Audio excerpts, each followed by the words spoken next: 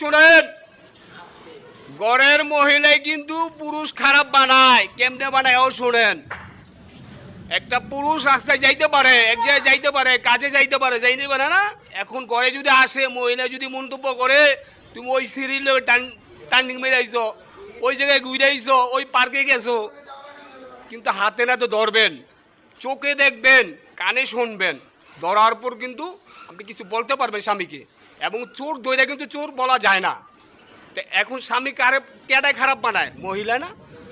সংসার যদি ভালো রাখতে চান, সংসার যদি ভালো চালাইতে চান, তো স্বামীকে রাগ উড়াবেন না।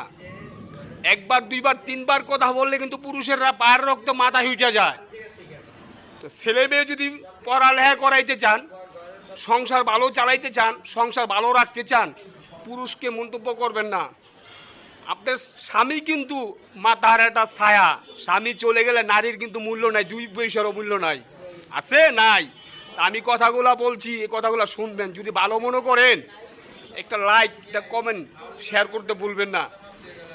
আল্লাহ হাফেজ, ভালো থাকেন। প্রতিটা আমার বোনেরা দেখবেন ভিডিওটা, দ্রুত দেখবেন। অল্প একটু ভালোবাসা চাই, ভালোবাসা দিবেন আমাকে। আল্লাহ হাফেজ, ভালো থাকেন। ইনশাল্লাহ আবার দেখা হবে।